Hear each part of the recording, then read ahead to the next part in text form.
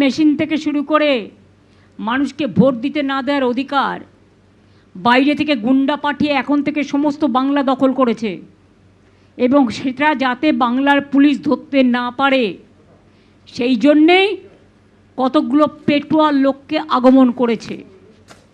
আর যত বেছে বেছে অবজারভার, একটা অ্যাসেম্বলিতে একটা পুলিশ অবজারভার, একটা এক্সপেন্ডিচার অবজারভার, আর একটা জেনারেল অবজারভার, এত লোককে খাওয়াবে কে? 2024-এ 2000 কোটি টাকা আমরা পাইনি। এ তো আমাদের সব গ্যাস নিয়ে নেবে। আমার তখন ভয় গ্যাস নিয়ে, লোকে এলপিজি পাবে না। যদি 10 লাখ পুলিশ আর এতগুলো অবজারভার এসে বসে, তাদের রাখবো কোথায়? সব হোটেলে রাখবে। হোটেলের টাকা কে দেবে? তাদের পেছনে পেছনে পুলিশের এসকর্ট ঘুরবে, সিএপিএফের ঘুরবে, এজেন্সির ঘুরবে, বর্ডার থেকে টাকা আমদানি করবে। বিজেপির সব চিফ মিনিস্টার এখানে বসে থাকবে। কুচো থেকে পুনা, রুই থেকে পুই সব বসে থাকবে। তারা তো বাংলার সব খেয়ে নেবে। বাংলার মানুষের খাবারটাই বন্ধ করে দিচ্ছে। অধিকার কারা শুধু নয়, এত গ্যাস পাবে কোত্থেকে? এদের জন্য তো অনেক গ্যাস লাগবে। তাহলে মানুষ গ্যাসের সময় লাইন, আর তোমাদের সময় কি? এটা সাইন, ভোটের সাইন। সুতরাং মানুষকে বুড়বাক বানানো এত সহজ নয়।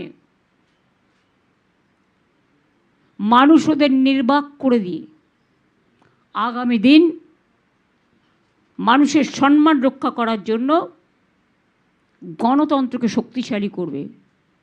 আমি আমার জন্য বলছি না, আমি নিজেকে নিয়ে অত করি না, কেয়ার করি না। আমি লড়াই করি, লড়াইয়ের থেকে জন্ম নিয়েছি, চিরকাল লড়াই করে যাব।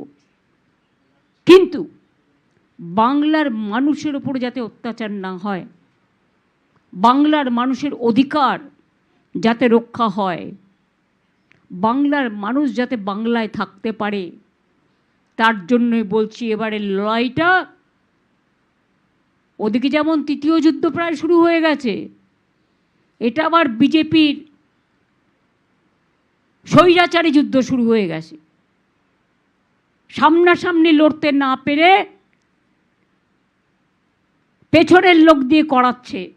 এবং এখন আর পেছনের লোক দিয়ে করানো নয়, এখন তো সবটাই প্রকাশ্যে এসে গেছে। আমি চিঠিগুলো কেন দিয়েছি জানেন? এগুলো রেকর্ড কথা বলে, এভিডেন্স করে রাখছি। চিরকাল তো রেকর্ডটা রয়ে যাবে না, কাজে লাগবে যে কী করেছে বাংলায়। আজকে যতই বঙ্কিমচন্দ্রকে বঙ্কিমবাবু বলো, বঙ্কিমদা, রবীন্দ্রনাথ ঠাকুরকে শান্তিনিকেতনে জন্মেছো বলো, আর বাংলায় টেলিপম্পটার দেখে দুটো বাংলায় ভুলভাল বলো। রানী রসমণিকে কী যেন রসমণি বলেছেন।